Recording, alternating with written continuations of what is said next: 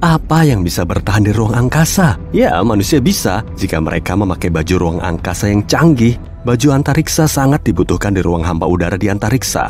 Tanpa ini, kamu harus tetap di pesawat antariksa atau dalam hunian moduler di bulan atau Mars. Saat ini, NASA cuma punya beberapa baju antariksa lama yang siap pakai di luar pesawat antariksa, seperti Stasiun Ruang Angkasa Internasional. Misi Artemis NASA ke bulan merencanakan pengadaan pakaian baru yang didesain bagi pria dan wanita. Anggarannya 3,59 triliun rupiah. Pakaian baru ini jauh lebih ramping dibanding baju antariksa lama dan jauh lebih modis. Tapi makhluk apa selain manusia yang bisa hidup di antariksa?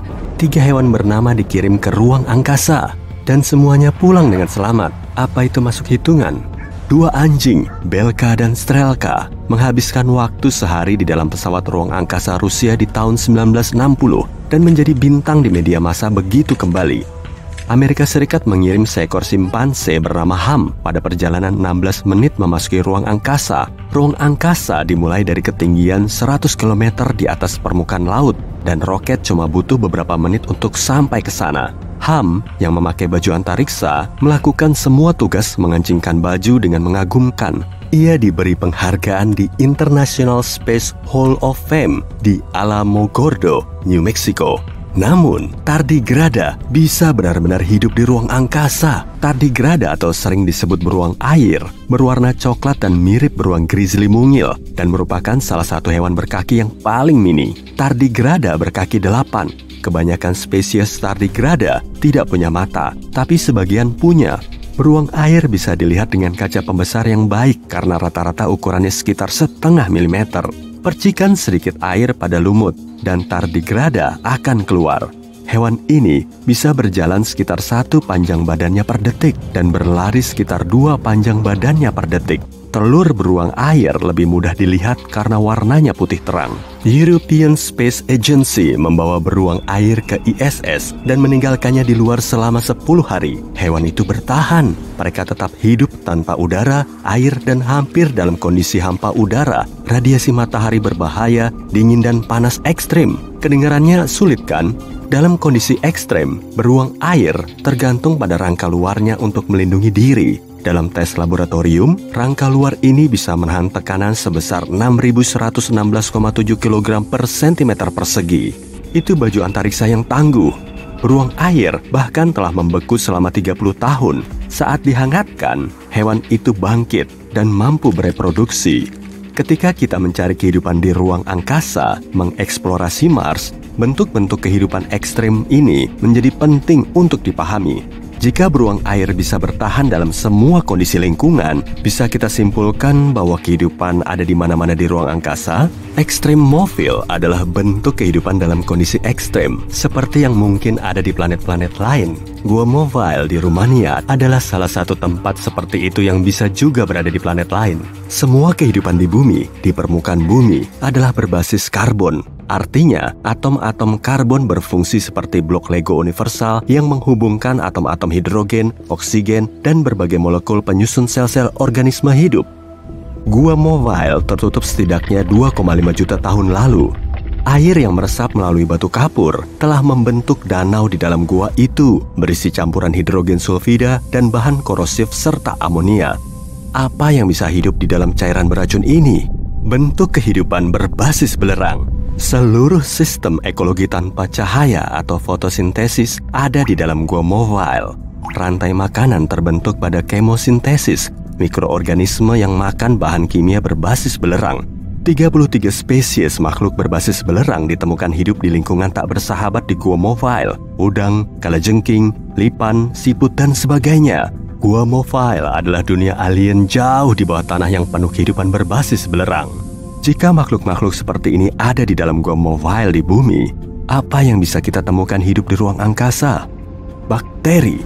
Bakteri bisa hidup di ruang angkasa dan juga jamur. Bakteri membentuk dasar dari rantai makanan dan bakteri telah terbukti mampu hidup di ruang angkasa. Di tahun 1980-an, para kosmonot di stasiun ruang angkasa Mir mengeluh sesuatu telah tumbuh di luar jendela stasiun itu dan menghambat pemandangan ke bumi. Ternyata, setelah diperiksa, itu adalah bakteri dan jamur. Jendela-jendela yang terbuat dari kuarsa itu menjadi rusak dan melemah oleh apa yang tumbuh di permukaannya. Jamur juga ditemukan memakan tembaga sebagian kabel. Kapang ditemukan tumbuh di beberapa tempat di luar Mir. Stasiun ruang angkasa itu diserang oleh mikroorganisme. Ilmuwan menganggap ini sangat serius dan memulai penyelidikan. Sepertinya di lingkungan steril seperti ruang angkasa, bakteri keluar dari persembunyiannya saat nggak ada mikroorganisme lain di sekitarnya. Radiasi kosmik bahkan mungkin membantu mereka bermutasi dan beradaptasi terhadap lingkungan ruang angkasa. Kelihatannya bakteri justru tumbuh makin cepat di ruang angkasa daripada di bumi. Bertahun-tahun kemudian Amerika Serikat memutuskan untuk mengadakan eksperimen bakteri di Stasiun Ruang Angkasa Internasional. Mereka melapisi batuan dengan berbagai bakteri dan menaruhnya di luar stasiun itu. Sebagian bakteri enggak bertahan dalam kondisi keras ruang angkasa, tapi banyak bakteri bertahan. Satu keturunan bernama OU20 bertahan selama lebih dari 1,5 tahun di luar ISS. Di luar modul Kibo milik Jepang, lengan robotika Kibo menaruh 3 panel dengan bakteri Deinococcus radiodurans atau singkatnya D-radiodurans. Bakteri ini bertahan di luar di antariksa selama 3 tahun. Ilmuwan yang memimpin eksperimen Jepang itu memperhitungkan bahwa bakteri itu bisa hidup selama 8 tahun di antariksa. Itu waktu yang cukup untuk bepergian ke Mars pulang pergi sebanyak 4 kali. Ini memunculkan beberapa pertanyaan menarik. Mungkinkah kehidupan telah datang ke bumi dari Mars dalam batuan ruang angkasa? Dan yang lebih penting, bisakah bakteri menular datang ke bumi dalam batuan antariksa? Tiba-tiba, apa yang semula cuma dianggap ada dalam novel dan film sci-fi sekarang menjadi subjek penelitian ilmiah. Lalu ada meteor Mars. Antarktika adalah tempat terbaik untuk menemukan meteor karena tertutup es. Es di wilayah perbukitan Alan, Antarktika, terkunci di tempat oleh konfigurasi gunung di sekitarnya. Es di sini menyublim. Itu berarti es menguap tanpa pernah mencair, tapi langsung berubah menjadi uap. Ketika es di wilayah perbukitan Alan menyublim, semua meteor yang telah menghantam es selama ratusan atau ribuan tahun menjadi terekspos. Para pemburu meteor benar-benar naik mobil salju dan memungutnya dengan tang. Mereka tidak menyentuhnya untuk mencegah kontaminasi dengan bakteri manusia. Mereka memasukkan meteor itu ke dalam kantong, memberinya nomor, dan mencatat lokasi serta fakta terkait lain tentang meteor itu. Begitulah meteor ALH84001, meteor Mars ditemukan. Karena bumi dihantam sekitar 17 meteor tiap hari, selama ribuan tahun, angkanya melambung. Hampir semua tempat pernah dihantam meteor pada suatu ketika. Berselang 11 tahun, atap 2 rumah di jalan yang sama di Wethersfield, Connecticut, telah berlubang karena meteor seberat 0,45 kg. Tapi cuma beberapa meteor langka yang pernah datang dari Mars. 126 meteor sekarang telah diidentifikasi berasal dari planet merah itu. ALH84001 berasal dari Mars. Ilmuwan mengetahui ini sebab Amerika Serikat telah mendarat di Mars dan mengambil berbagai sampel batuan Mars serta komposisi atmosfer planet Mars. ALH84001 mengandung gas-gas yang sama dengan atmosfer Mars dan memiliki komposisi kimia serupa dengan batuan itu. Tapi, meteor itu juga mengandung sesuatu yang lain, sebuah bentuk kehidupan yang menjadi fosil. Telah banyak terjadi perdebatan tentang objek di dalam ALH84001 adalah bakteri yang menjadi fosil atau bukan, atau justru deposit mineral. Tapi, penelitian di atas ISS menegaskan bakteri bisa hidup dalam jangka waktu lama di ruang angkasa. Jadi, sangat mungkin beberapa bakteri bisa menempuh perjalanan ke bumi dari Mars di dalam sebuah meteor. Wahana ruang angkasa Amerika Serikat di Mars, Perseverance, baru-baru ini menemukan molekul organik di dalam batuan Mars. Bahan organik ini adalah karbon dan hidrogen. Nggak akan diketahui apa molekul organik ini dihasilkan oleh organisme hidup atau semata-mata oleh reaksi kimia sampai sampel-sampel dikembalikan ke bumi beberapa saat sebelum tahun 2030. Pencarian kehidupan di Mars berlanjut. Tapi, Mars bukan satu-satunya tempat dalam tata surya yang mungkin memiliki kehidupan. Bulan Jupiter, Europa, mungkin juga punya kehidupan. Seluruhnya tertutup es air setebal berkilo-kilometer. Europa mungkin memiliki laut air asin di bawah kerak esnya. Es berfungsi seperti selimut isolator yang dipadukan dengan proses termal internal dalam inti Europa. Berarti air laut Europa mungkin hangat. Misi Europa Clipper Express adalah mengamati kondisi kehidupan di Europa. Dengan muatan 9 peralatan pengamat, Europa Clipper akan berusaha mengamati semua yang mungkin terjadi. Clipper mengorbit di atas Europa, termasuk komposisi kimia materi kemerahan misterius yang dikeluarkan ke atas permukaan es dari laut di bawahnya. Apa kemungkinan materi kemerahan ini? Mungkinkah ini senyawa kimia tertentu? Atau mungkin ini krill, udang, ikan, bentuk-bentuk kehidupan seperti yang ditemukan di Gua Mobile? Atau sisa-sisa narator sisi terang? Tetaplah bersama kami. Ceritanya kamu lagi nunggu roti bawangmu matang sambil memandangi taburan bintang di luar jendela dapur. Lalu terbersit pertanyaan nyeleneh ini. Kira-kira roti bawang ini bisa dikirim keluar angkasa apa enggak ya? Terus kalau udah balik ke bumi, rotinya masih bisa dimakan apa enggak? Nah, kalau ngomongin soal roti bawang, sebagian orang lebih suka diberi keju dan semua penikmatnya udah pasti pengen banget segera memakannya. Rasa bawang putihnya yang nikmat dan paduan roti lembut yang pastinya bikin ngiler. Oke, kita perlu fokus. Tapi gimana caranya ngirim roti ini keluar angkasa sih? Pesawat antariksa pertama milik NASA aja bisa seharga 49 miliar dolar. Kayaknya kita nggak bakal dipinjemin pesawat roket mereka ya. Meskipun cuma sehari, mereka juga punya urusan yang jauh lebih penting kan? Emang bener sih sebagian orang nggak ngelihat roti bawang seserius kita. Tapi tenang aja, kita cuma perlu balon kok. Dan balon yang mau kita gunakan tentu saja bukan balon biasa seperti di acara pesta yang nyediain banyak pizza, burger, hotdog, dan kue-kuean. Referensiku roti semua ya. Nah, di sini kita perlu pakai balon cuaca. Balon jenis ini memang didesain agar bisa terbang sampai ketinggian 38 km. Fungsinya yaitu mengangkat instrumen keluar atmosfer kita untuk mengirim informasi tentang suhu, kelembapan, kecepatan angin, dan tekanan udara. Seorang meteorolog asal Prancis mulai bereksperimen dengan balon cuaca pada tahun 1896. Dan berkat penelitiannya ini, kita bisa tahu stratosfer. Tapi dia bakal bangga nggak ya kalau kita pinjem balonnya untuk ngirim roti bawang keluar angkasa? Udah kayak ojol delivery di luar angkasa kan? Dia juga pasti bakal seneng kalau tahu ratusan orang di seluruh dunia ngelepasin balon cuaca untuk melakukan eksperimen sendiri tiap 12 jam. Dan kebanyakan organisasi standar menetapkan batas ruang angkasa kita pada garis Kármán yang letaknya 100 km di atas bumi. Pengiriman roti menuju orbit perlu dieksekusi dengan kecepatan puluhan ribu kilometer per jam. Tanpa roket yang umumnya bergerak sengebut 27.350-an km per jam, roti bawang kita nggak akan bisa terkirim setinggi dan secepat itu. Oke deh, mending nggak usah pakai roket. Kita masih bisa pakai balon cuaca yang terbang sampai sepertiga jarak luar angkasa. Dan balon ini akan membawa kita ke tepi luar angkasa. Karena atmosfer di atas sana sangat tipis, yaitu sekitar 1% dari tekanan di permukaan tanah. Tes ini bisa dibilang masih lumayan. Lagian kalau balonnya terbang sampai lebih dari 100 km, kita akan semakin jauh dari makanan favorit kita kan? Au, telingaku kenapa nih? Oh, komputerku mulai protes begini ternyata. Aduh, orang ini ngomong apa sih? Aku pernah lihat video pengiriman pizza keluar angkasa dengan metode serupa kok. Kenapa terbangnya cuma sampai tepi luar angkasa? Banyak kamera yang dipakai untuk mendokumentasikan perjalanan objek di video itu dipasangi lensa fish eye.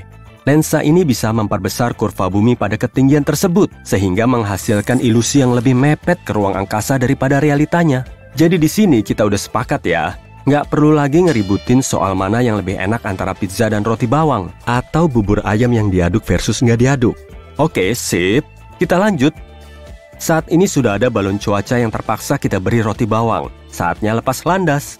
Roti bawang itu mulai meluncur ke angkasa, dan kita jadi terharu setelah melihatnya hilang di balik awan.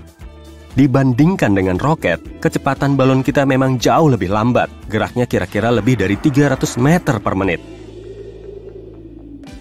Nah, supaya nggak berlarut-larut dengan kepergian roti tadi, kita perlu nebak sejumlah informasi yang akan tersingkap selama perjalanan ini. Setelah 2 jam, balon cuaca kita bisa naik di atas awan. terbang lebih tinggi dari jalur pesawat jet, kemudian melewati lapisan ozon di stratosfer, dan akhirnya mencapai ketinggian 35 km atau lebih. Balon ini akan bertahan pada suhu minus 90 derajat Celcius. Jadi kita perlu nyiapin microwave saat roti ini mendarat di bumi. Balon cuaca juga akan mengembang selagi naik dari ketinggian 2 meter ke 8 meter. Hal ini disebabkan oleh tekanan udara yang mulai turun saat balon terus melambung di atmosfer. Dan untungnya, makanan kita ini akan tetap aman. Waduh, balonnya meletus tuh. Roti bawang kita jatuh bebas dari langit. Kondisi angin mempengaruhi jarak pendaratan roti dari lokasi peluncuran. Tapi diperkirakan nggak melebihi 120 km. Sama seperti percobaan dengan balon cuaca, parasutnya menempel pada kargo, supaya si roti bisa mendarat mulus dan kembali ke tangan pemiliknya.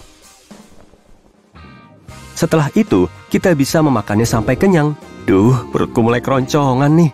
Dan ternyata, ada hewan liar yang mulai mengintai roti kesayangan kita. Para ahli telah mendesain kemasan khusus untuk percobaan yang dilengkapi dengan GPS dan servo. Kemasan ini akan menutup secara otomatis pada ketinggian 1000 meter di atas tanah. Selain itu, kemasan ini akan melindungi roti bawang saat mendarat di medan ekstrim, serta menjauhkannya dari gigitan hewan. Jadi kemungkinan besar, kita masih bisa melahap roti bawang itu kalau dipindahin. Fakta menunjukkan, balon cuaca yang dipakai untuk eksperimen seperti ini bisa memperparah kerusakan alam liar dan lingkungan. Hewan laut seperti penyu sering mengira bekas balon cuaca di dalam air sebagai ubur-ubur. Lalu mereka melahapnya seolah-olah baru dapat makanan gratis. Komponen balon cuaca bisa melukai hewan karena mengandung karet dan asam baterai.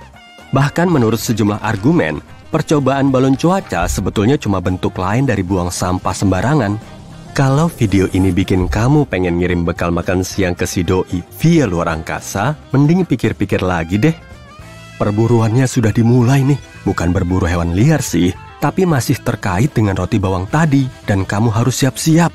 Hah? Maksudnya gimana tuh? Siap-siap untuk nyari roti bawang super lezat yang baru aja meluncur ke tepi luar angkasa? Atau mungkin perjalanan ini memang udah ditakdirkan gagal sejak awal, yang mana aja juga boleh lah. Yang jelas, roti itu bisa ditemukan setelah mendarat di bumi kalau balon tadi diberi pelacak radio. Alat ini mampu mengirim sinyal dengan posisi GPS di atas tanah yang kemudian tertera pada peta agar kita bisa menemukannya. Dan akhirnya, kita bisa tahu lokasi roti bawang itu. Wah, teknologi emang keren! Sekaranglah saatnya. Roti bawang kita ternyata masih utuh. Dan setelah temu kangen dengan penuh haru, kamu siap melahapnya. Apa penantianmu sudah membuahkan hasil? Gimana rasa roti bawangnya? Masih bisa kamu makan nggak? Pasti dong, lumayan enak kan? Oh, nggak begitu enak ya? Pasti karena kamu lupa nyalain microwave tuh. Rotinya jadi beku karena selama perjalanan banyak terpapar suhu dingin. Wujudnya betul-betul beku, malah bagian tengahnya juga sedingin es. Tapi sebelum sampai ke situ, kita perlu mengamati kalau rotinya nggak kepotong seperti biasa. Roti itu langsung patah seperti ranting. Bahkan ada suara kreknya juga loh. Roti yang hangat dan lembut itu ternyata udah berubah total. Jadi sebaiknya disimpan di kulkas aja lah ya, sebagai pengganti es krim. Tapi setelah dipikir-pikir lagi, kayaknya lebih baik dibuang aja. Meski begitu, kita patut ngerasa bangga setelah berhasil ngirim roti ke tepi luar angkasa dan masih memakannya. Bener kan? Sebelum pingsan karena kelaparan, aku mau pergi beli roti aja deh. Dan pastinya aku nggak akan mengirimnya lagi ke luar angkasa. Kalau kamu gimana? Mau ngirim makanan apa ke luar angkasa sana? Komen di bawah ya.